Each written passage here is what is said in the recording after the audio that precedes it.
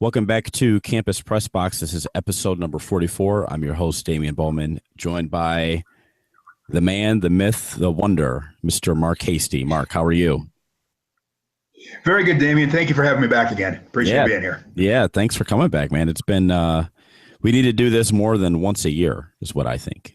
Yeah, I think so. I think we really do. Yeah. We I always enjoy talking about the Big Ten with you. Obviously we both live in Big Ten country, and I think you're a little bit more friendlier to the Big Ten than I am right now, but I enjoy the football overall. I just wish the conference as a whole was more consistent. This year they played very well. Obviously with Iowa showing up out of nowhere basically, and Michigan State continued to do its thing, and Ohio State kind of taking a step back but still good, and then Harbaugh at Michigan. Everything looks to be on the up and up for the Big Ten. Yes, it's especially great to have Michigan and Ohio State as a game that really matters again. The conference is just better off as a whole when both of those teams are playing at a very high level. Obviously, I think the story of the year in the Big Ten was Iowa's seeming rise out of nowhere. There was obviously a bit of an assist from the schedule there, in that they didn't really play any of the toughest teams from the East. I think in any other season where there would have been, at least Ohio State or Michigan on that schedule, you might have seen something more like a 10-2 or 9-3 season and not 12-0. But still, that's not to take anything away from Iowa, which just fantastically overperformed even what I think their own expectations were for coming into this season. Yeah, I agree 100%. And it's always interesting because halfway through the season, we all talk about, Kirk Ferentz's buyout and, how long is it till 2020 so they can get a new coach, and, where's he going to go, and why would he leave, I guess. And then he pulls this kind of out of his head. It's almost like it's like Bob Stoops like. Yeah, it kind of proves that maybe they knew what they were doing when they made his buyout so large and his contract so large, is it prevented them from making a dumb decision based on one or two bad seasons. There's about 35 years of evidence that Iowa's going to be a pretty consistent 7 to 8 and maybe 9-win team with occasional excursions up and below that. And this is one of those rare instances where they go above that expectation. So, I understand why people are mad about, or have been mad about, Kirk Ferentz's contract and about how much he gets paid, but really all the guy did was set the bar for what a reasonably competent Power 5 coach should get paid. If it was that ridiculous, if it was that much of a problem, no one else would have followed, but look around, everyone did.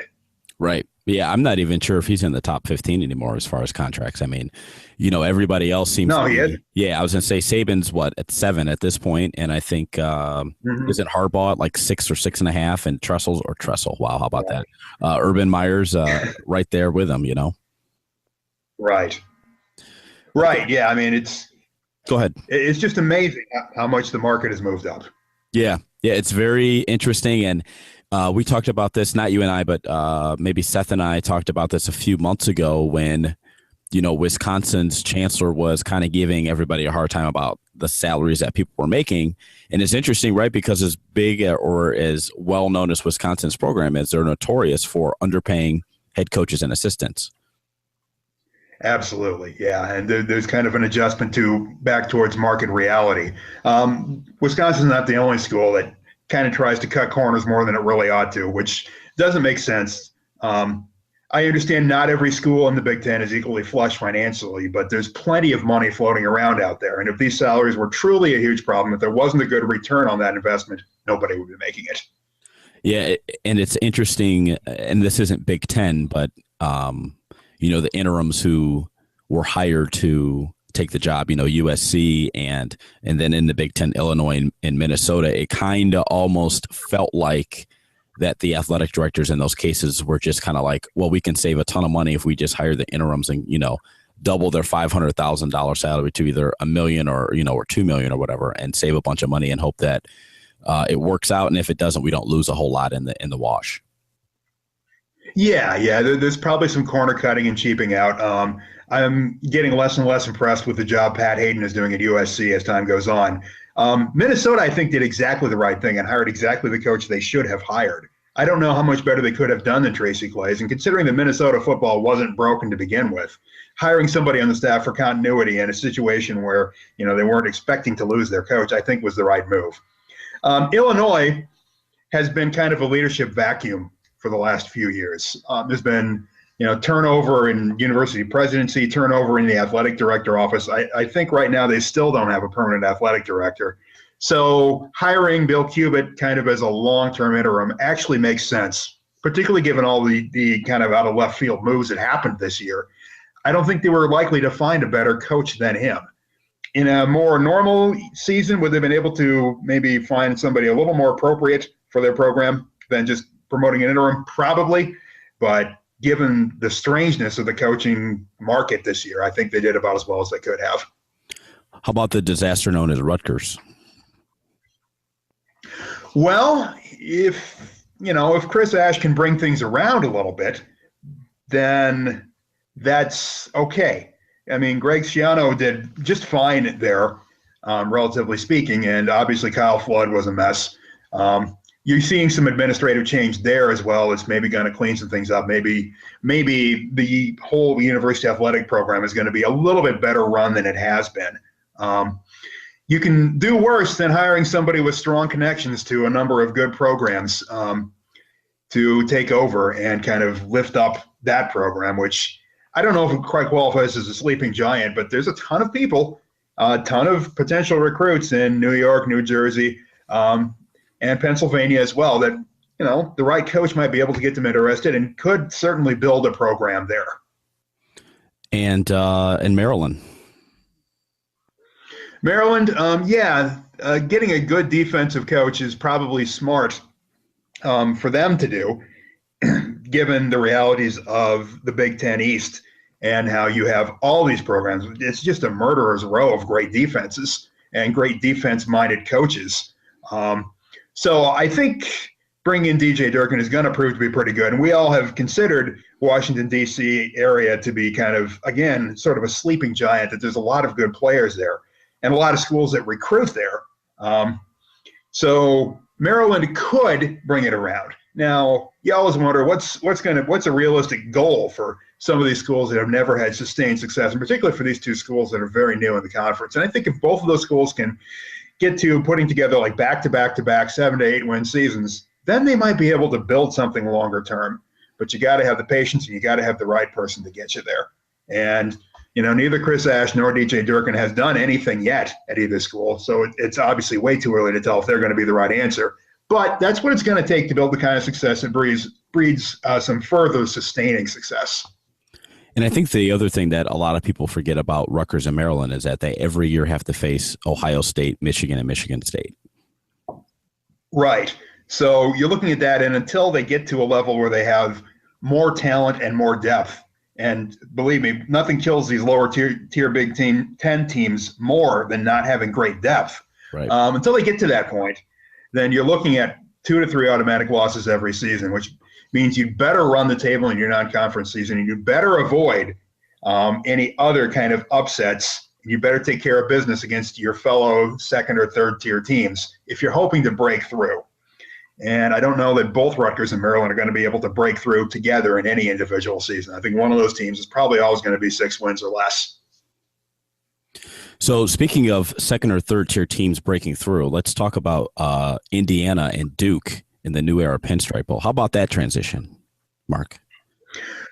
Well, I think Indiana did the right thing by being patient with Kevin Wilson. There were some calls for him to go away last season, but Indiana's another school that's probably never going to have sustained football success without a minor miracle happening.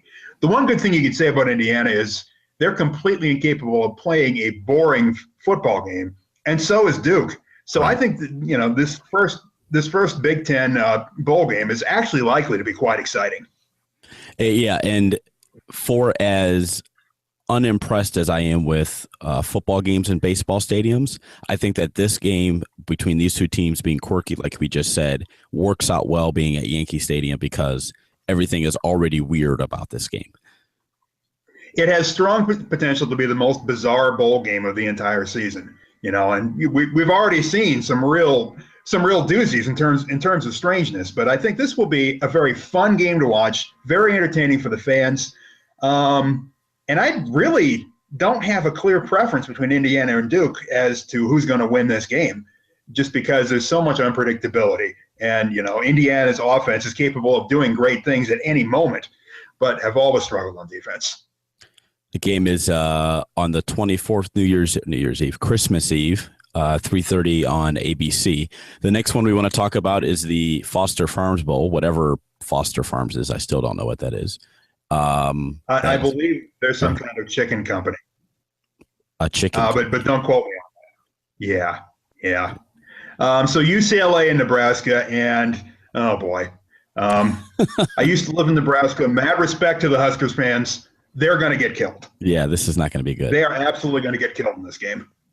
Yeah. I have no doubts about that. Yeah. So I have been on I don't know if you know this, I've been on the UCLA train all year. I really thought that they had a legitimate chance to win their division in the Pac-12. And, they committed what I call Pac-12 suicide. They lost the teams they shouldn't lose to. They looked terrible. And here they are playing, Christmas Eve against Nebraska. Like you said, I think that they win easily 14 points, and it could be 21 if they try really hard. Right. I mean, Nebraska, obviously, they're one of those teams without a great record that got into a bowl game, and they kind of got lucky with that Michigan State win. That shouldn't have happened. So they really shouldn't even be in this game. Do you think they have regrets about Pelini? No. I think they have regrets about not winning 9 games this year. I don't think they regret not having Pelini anymore. I don't think he was all that well liked, except among that certain subset of Nebraska fans that is kind of, hate to say it, stuck in the past, still believes that being brutal and tough and uncompromising as a coach is the only way to win. I think they miss his strong hand of leadership compared to Mike Riley, but there's a reason Nebraska went with a guy like Mike Riley, and it wasn't just because they couldn't find somebody better. I think they saw that they needed a gentler, less intense approach, and they wanted a coach who wasn't going to embarrass them with antics like Bo Pelini did. So I haven't seen it, but Seth tells me that Pelini went crazy at a Youngstown State game this year. I don't know if you saw that either. I remember hearing about it. I didn't see him go crazy, but it fits with his personality and his style, and it will probably play in Youngstown. Old dying steel town. Yeah. Strong sense of mentality, and of course, Pelini is a Youngstown guy. Yep. So it's right down the street. Sure, they don't care. Yeah. Yep. Yeah, and you know what? That's probably a good place for him. I mean, as long as Tressel's going to back him, then he'll never lose his job. He'll never lose his job. He will have that job for as long as he wants it. He's young enough. I think he may get another shot at a Power 5 program, but certainly not in the Big Ten. It'll be somewhere down the road. Somebody decides to take a flyer on him. But, nobody says he can't coach. Nebraska's got its own kind of built-in expectations and built-in struggles. He couldn't necessarily break through that 9-win rock at Nebraska. And I don't know right now who could, to be quite honest with you. Mike Riley won't do it. I think 9 wins is about as good as he's going to do there. And I'm among the people who believe that he's basically keeping the seat warm while Scott Frost proves himself down in Central Florida. I think that job is Scott Frost's someday if he wants it. Yeah, that's a good point. And to touch the last point on Pelini, I was actually surprised that none of the SEC teams even, made the phone call to see if he was even interested. Like, that tells you how cold on him everybody is at this point.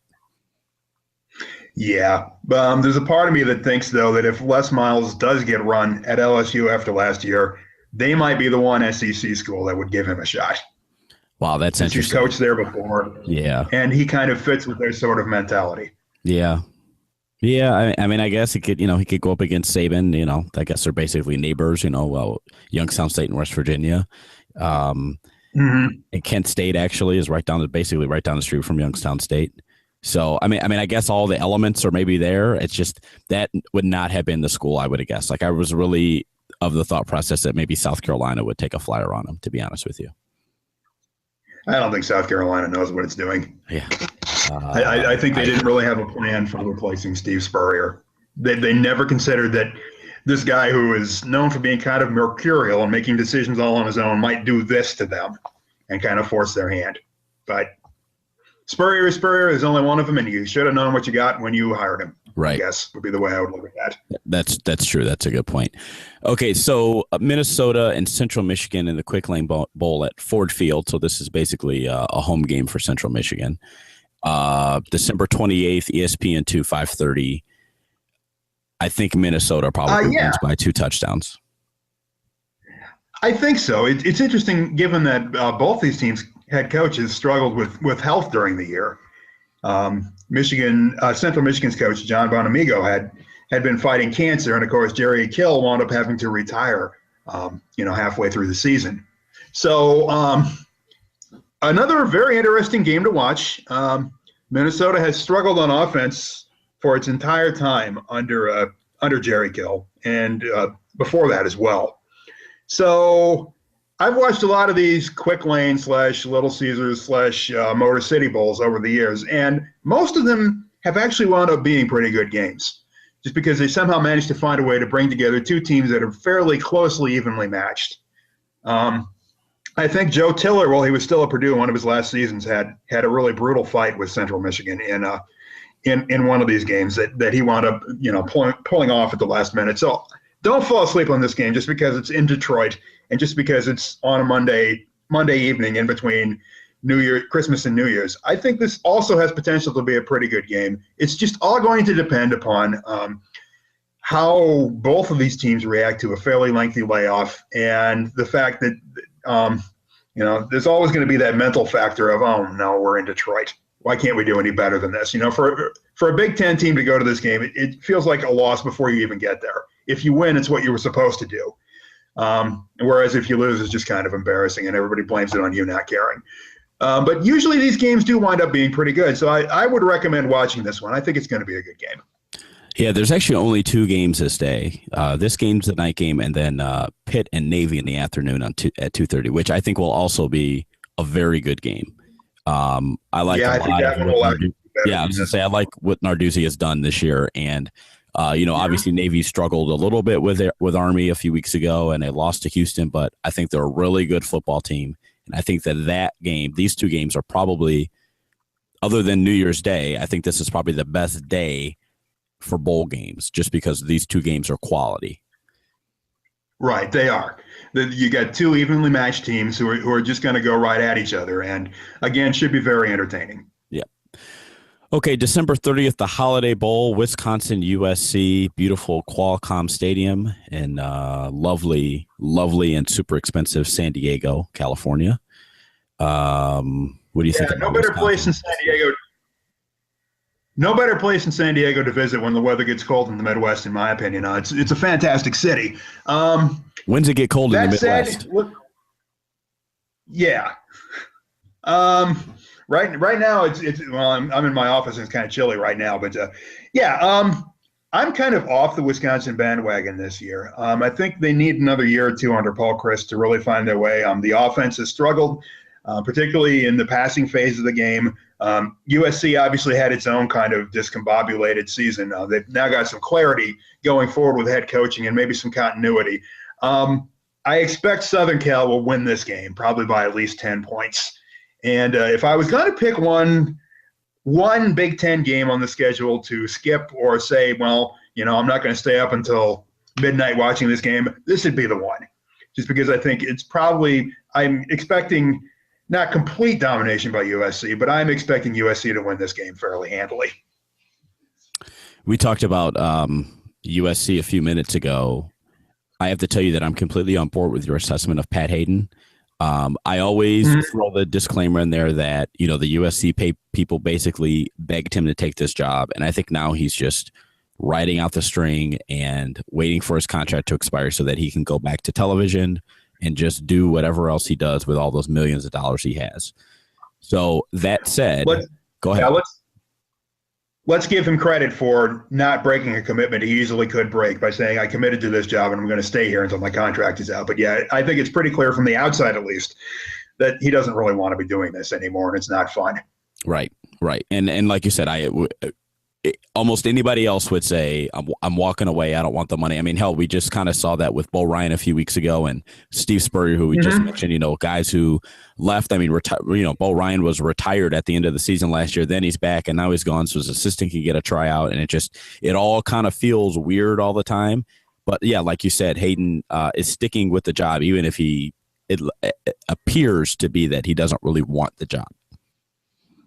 He doesn't really want the job from what I can see. He certainly doesn't need the money, but he's a man of his word. Give him that at least. Right. January 1st, the Outback Bowl, Northwestern and Tennessee. This should be a very interesting game. This is in Tampa. I feel like Tennessee's always in the Outback Bowl. Maybe it's just me. What do you think about this game? What do I think about this game? Northwestern's pretty good. Obviously, they're the only team to beat Stanford this year, correct? Right. I'm pretty sure they are. So you got to give them credit for that, although that was an opening week game at a time that was very unusual for Stanford, but very typical for Northwestern in terms of kickoff. So there's probably a little bit of a mental burp there for the Cardinal. I know Northwestern is ranked a lot higher, but I expect Tennessee to win this game, and I don't think it's going to be particularly close, just because in terms of athleticism, there's not much comparison between the two teams. I think Tennessee is just faster and bigger and stronger. And, I don't think – obviously this season the SEC wasn't up to its usual snuff. But I do believe Tennessee may have underachieved a bit in the SEC this season. And I think in the postseason they're going to want to go out and make a statement. And I do think Butch Jones is a very, very good coach who understands just how big winning a New Year's Day bowl game that everybody's going to be watching because it's early could be for his program down the road. He needs that momentum. He wants that momentum, and I think he's going to do everything he can to get that momentum. Yeah, I agree. Obviously Tennessee had that loss against Oklahoma, and they were up. I don't even know if they scored in the second half of that game, and I think that's how they lost that game. And Florida, right? I mean, they haven't beat Florida in like 1,000 years, and that's obviously the most embarrassing thing for that program. But I think towards the end of the season, they've trended up, and I think that this might be a way for them to kind of say we're not as bad as maybe as our record makes us look, if that makes sense. Right. And I think that I kind of feel like this is a trap game for Northwestern. Like, I think Northwestern, and I haven't seen the line, but I would think that Northwestern might be favored here, but I would not be surprised to see Tennessee win this game at all. No, I think Tennessee's going to win. And I think just for the reason I said, Butch Jones understands he needs to make a statement because Tennessee fans are kind of impatient. I mean, They've been patient with him, but they want to see the team get better. And so I think, pasting a Big Ten school will be very important to him going forward. And I think that's what he's going to try to do. Yeah, I think I agree. He has to do that. I mean, this is the biggest game that he'll have until they play Virginia Tech and Bristol Motor Speedway next year. And this is what he needs to do to win, he needs to win this to show the fans that, like you said, yes, I can beat these big teams and big games. And even though people like me consider these basically exhibition games, these are games for his fans to see that we are making significant progress. Because I think if he loses this game in a bad fashion and looks bad against Virginia Tech, I think the seat for him, it's all the way up for him. He loses this one. He loses to Tech in what would be Justin Fuente's first game. He's doomed. Yeah, he's absolutely doomed in that job. Yeah, it's all bad. Yep. There's no easy way around it. I mean, especially with the way that he lost to Florida and Oklahoma this year. Like, if he wins one of those games, especially if he beats Florida, this year, and people can overlook Oklahoma and this game and that game against Virginia Tech kind of maybe aren't as important, but he's got to win these two in a row, I think. And I think this one might be bigger than that game because they're playing Northwestern from the Big Ten. Mm-hmm. It'll be very important. And go ahead. And losing to Northwestern, to a Brainiac school, would not be a good look for him anyway. So he's got to win this game. Yep, I agree 100%. Also on January 1st, the Buffalo Wild Wings Citrus Bowl. Michigan and Florida, which I don't really know who Florida's got as their quarterback anymore. I feel like everybody's either hurt or suspended. So I'm not really sure what the expectations of this game are. Yeah, I'm not really sure Florida should be considered a top 25 team, given their performance this year was okay, but not great. And then all the confusion and chaos about who's going to be playing and who isn't going to be playing. So I think Michigan shouldn't have too much trouble winning this game. I like what Jim Harbaugh has done in his first season. I think the Jake Rudock transfer from Iowa was a rare case of a transfer making both teams better, not just the team he came from, because Iowa finally had some clarity at the quarterback position, but because Michigan really needed a consistent quarterback. It didn't need a great quarterback, just a consistent one. Harbaugh is going to be somebody who can win with just pretty good quarterbacking, generally speaking, because he's always going to be emphasizing, push on both sides of the line and a strong, stout defense. So I think when you look at these teams, and in terms of where they're at in the season, I think Michigan has gotten steadily better as the season has gone along. Florida has not. I'm guessing Michigan wins this one by anywhere between 8 and 13 points. So my question about Florida is on the SEC 411 with Seth and Bird, and a couple times on this podcast, I've suggested that I think just based on his ability to take Will Muschamp's players and turn them into a group of people that could get to the SEC championship, and we all know how bad the SEC East is, that McElwain should be the coach of the year.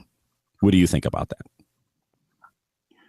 Well, he obviously took something that wasn't very good. He took a complete mess and turned it into something that was really not too bad.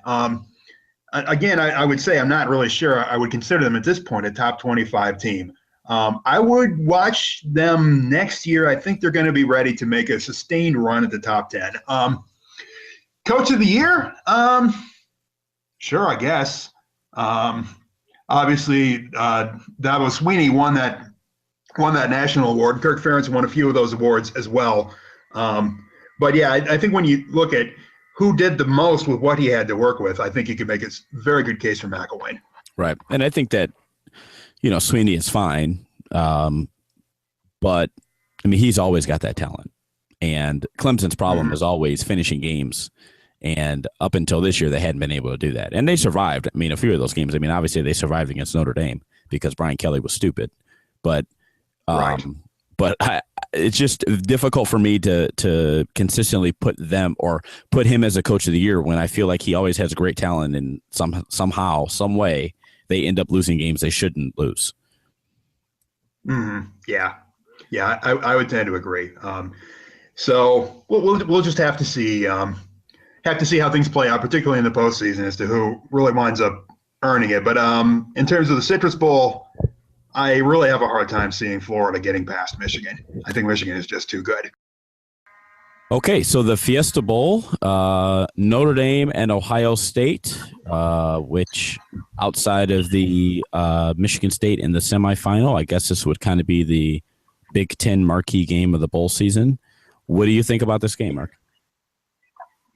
Well, it's been interesting to see Ohio State kind of, as we touched on at the beginning, take a little bit of a step back. We thought this team had just a complete embarrassment of riches at quarterback, and now it turns out that, that's been one area where they have maybe not been so stellar this season. Obviously, on the defensive side of the ball, everything is just fine, but on the offense, it hasn't quite come together. Zeke Elliott had a good season, not a fantastic one. And then they just didn't get the consistent great quarterback play that you were expecting. I think earlier in the season, you and I might have had a little exchange on Twitter about how it was fairly obvious that Urban Meyer had to make some sort of a playing time deal with Cardell Jones to get him to come back. So I guess you saw the fruit of that play out over the season in the sense that they just weren't quite as dominating as you might have hoped they would have been. So how do they match up with Notre Dame? I think they match up really, really well. I think this is going to be another very fun, very entertaining sort of game. And I don't know. Brian Kelly does have this tendency of making some kind of curious or strange coaching decisions that Urban Meyer really doesn't. Urban might occasionally look like he's running a bit of fly by the seat of your pants program from Sunday through Friday, but on Saturday on game day he's nails. Brian Kelly just still has this tendency to occasionally make those strange or curious coaching decisions. So I think there's a pretty good chance Urban out coaches him in this game and doesn't make some sort of tactical mistake in the game that might lead to a Notre Dame victory. I think Ohio State wins this game and wins it maybe a little bigger margin than people are expecting. But these are two really good football teams, so I think are going to play a fantastic game. Is this the best bowl game on the board for the whole season? For the whole season, it's certainly one of the very best, I think. I do believe, by the time the playoff is over and we look at the national championship, that's going to be a heck of a game because there's no way we don't get two really excellent teams in that game. But when you're looking at what you might call the undercard, yeah, I think this is about as good as it's going to get. Yeah, I agree. I have to tell you, I don't really like the Fiesta Bowl. You know what I mean? Like, I'm not really a fan of this bowl game. Like, I'm a fan of these two teams playing against each other, but the Fiesta Bowl for me personally is not like a marquee bowl game. And I know that they, bought their way into this or however they came out of nowhere to be one of the most important games. But I don't know. I'm just not a Fiesta Bowl guy. How about you? I've never really – I'm with you. I've never seen why this bowl, as opposed to any others, would seem to be so big. And probably there is money involved. And the fact that they just said we're going to make this into a very big and prestigious bowl game. I don't know. I've got this game starting at 1 o'clock Eastern, which I don't know if I've ever seen a Fiesta Bowl that was played in the daytime. It's always been a nighttime game. And, they've at least found a way to bring really good teams together over the years. There have been some good Fiesta Bowls, but it's a hard one to get excited about. So we'll see how the time change plays into that. And, in the same slot, they're going up against the Citrus Bowl, that has over the years been a consistently solid game, probably the best non-BCS game back in the BCS years consistently. We'll see how the ratings go and how it plays out going against this game that probably does not have a whole lot of appeal to it for people from the outside. And like we said, it's two fantastic teams playing each other.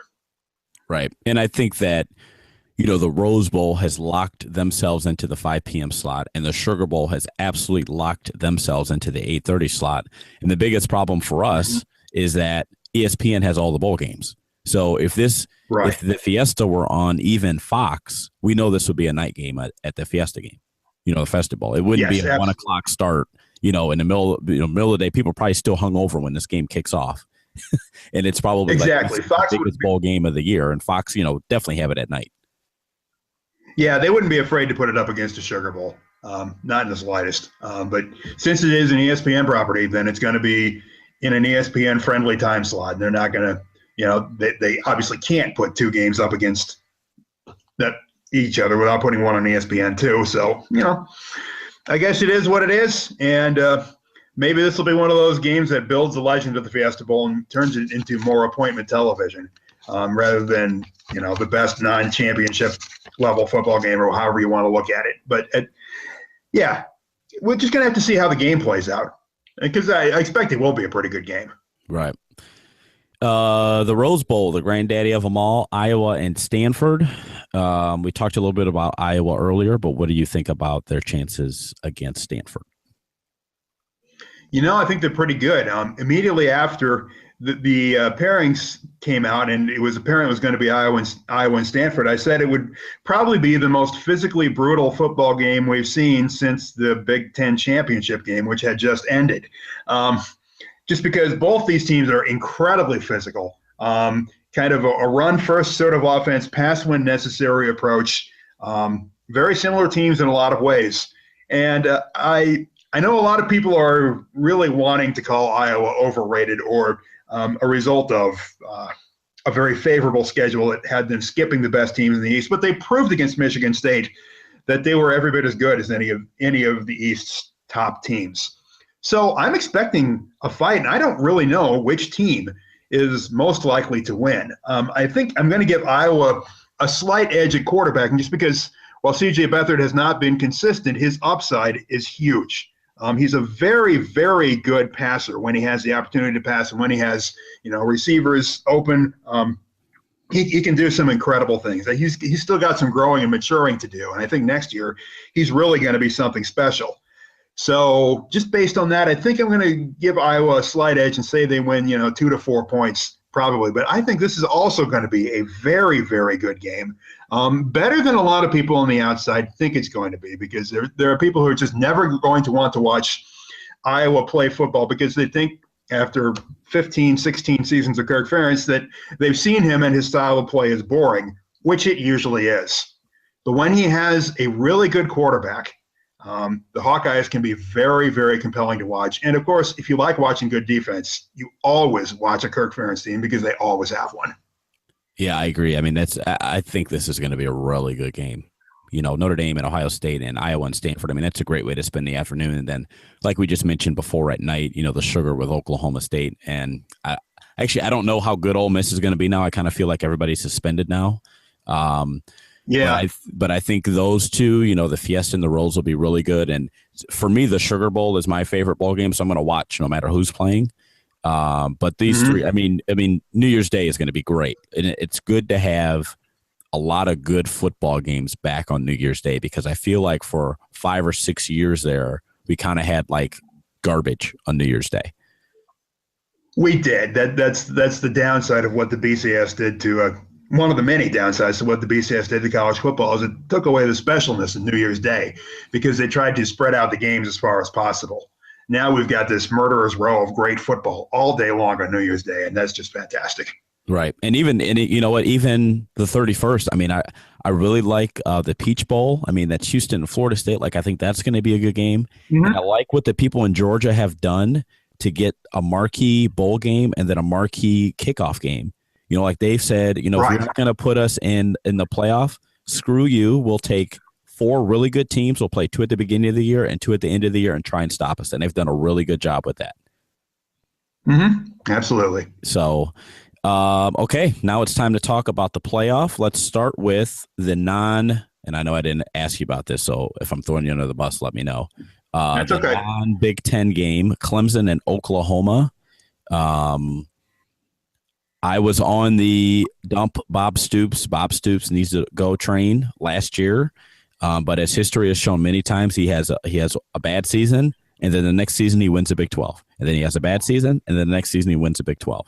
And I think for him, it's winning the bigger games when they count. And I think that it doesn't, for him right now, it doesn't get much bigger than this game.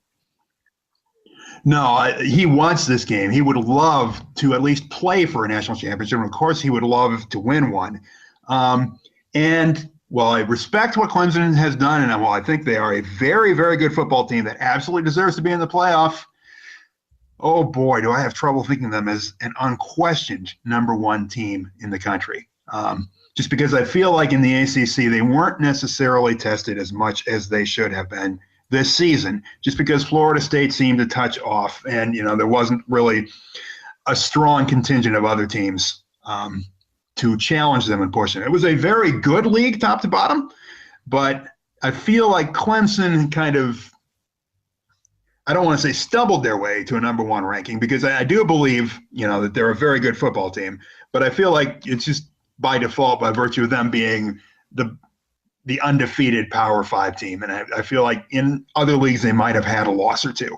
That's just my opinion. Now, obviously, when we talk about Oklahoma, we have to talk about the Oklahoma-Texas game and how that is a thing that happened. But as time goes through a season, you have to start looking at some of these results as flukes and not indications of how good or bad a team might be. So I really like Oklahoma's chances in this game. I think they learned from that loss. I think they learned from being tested throughout the season. And I think they definitely improved as the season went along. So I'm going to say Oklahoma winds up winning this game and will play for the national title. That's just my opinion. I think it'll be a close game, though. So I want to ask you this because you talked about Clemson being the number 1 team kind of by default because they're undefeated. I'm kind of the opinion that just because you win all the football games doesn't mean that you're the best team in the country. And I said that last year when Florida State kind of backed their way, which I feel like they backed their way into the playoff, and then obviously lost, and I think everybody saw that they weren't deserving to be there. And certainly Clemson deserves to be here this year, but it's tough for me to say that they would be the number one team. And so, and I guess by default, people would say, well, who would it be? And I guess you could say Alabama or whatever. And I'm not suggesting that it is Alabama, but do you think that it would be completely crazy and out of the question to have a one-loss team be the number one team in the country, even if there's an undefeated Power 5 team? If we're being honest about it, no. I think there's never a perfectly objective way to settle this in football because you just can't play enough games. Right. It's just not possible to play enough football games. The human body can't take it to have more of a sample size than what we've got. But I think there are cases where clearly just being undefeated in a Power 5 conference isn't quite enough. And a one-loss team in another conference could probably have a better claim to a number one position than an undefeated Power 5 team. I don't think that's out of the field of question at all. Yeah, I think a lot of people get wrapped up in something in O and something in 1 and something in whatever. And then you think about teams like Ohio State last year who lost to Virginia Tech. And I don't know, everybody told me I was crazy, but early in that season or right after that happened, I said, if Ohio State runs a table, they will get in because they are the best team in the country. Right. And at that time, when they lost to Virginia Tech, they were not even close to the best team in the country. I mean, their defensive line was garbage last year, and everybody got better as the season went on, and they blew the doors off of everybody, and they got in and they ran the table. And I think that and I'm not saying that that team is Alabama this year, but it's not out of the question to think it could be either Alabama or Michigan State this year. And you know what? And it could be Oklahoma. I mean, that loss to Texas is a motivating factor to tell everybody basically to shut the front door, because just because we lost to Texas doesn't mean we can't beat everybody else. Right. I mean, if let's take a look at two different games that would have changed everything. If Alabama and Ole Miss play 10 games, Alabama wins 9 of them.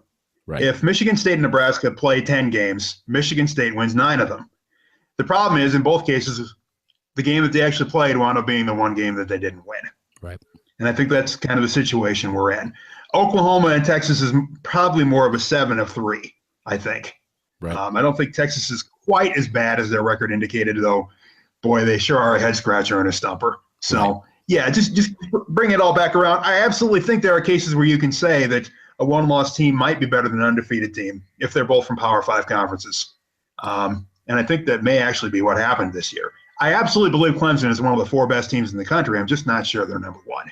We can make the case that any of these 4 teams in the playoff could be the number 1 team. Any of the 4 teams. Absolutely. Mm-hmm.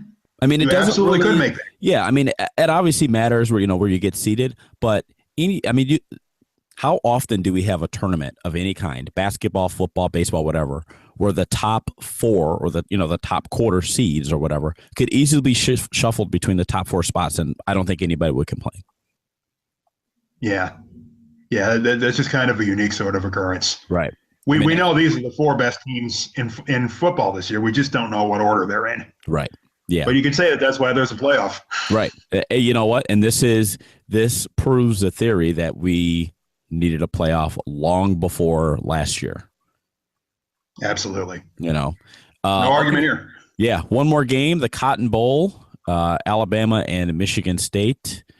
I don't know if this is the early game or the late game on New Year's Eve. It is the late game. It is the 8 o'clock. Okay. It's 8 o'clock, yeah. This should be fun. I'm interested to see if Michigan State can stop Alabama's running backs and the wide receivers. I think this is probably a low-scoring affair. What do you think? I think it is too. I think obviously Alabama fans and the SEC allied media are looking at this and saying that Bama's just going to run away with this game. And I don't think that's a safe bet at all. And I guarantee you Nick Saban doesn't think that. I do believe Alabama's going to win just because I think there's still some questions around Connor Cook, and without a good threat to attack a soft Bama secondary, I don't think Michigan State has the horses to run. But it's going to be closer than people think. And Nick Saban's press conference afterwards is going to be blistering. because he's going to be taking some people to task for assuming that this was going to be a much easier game. I guarantee you, he is not assuming that this is just a formality before they go play for the national title. Yeah. So with that said, you have Alabama and Oklahoma in the national title, two of the most storied programs in college football history. If that is the case, I will go on record right now and say that the ratings for this game, I think they got 25 million last year. I'll say they get 30 or 32 million this year. I think you're right. I think it's going to be an incredible, epic game between two teams that have deep roots in college football and absolutely deserve to be there. And if that is the matchup we get, I like Oklahoma.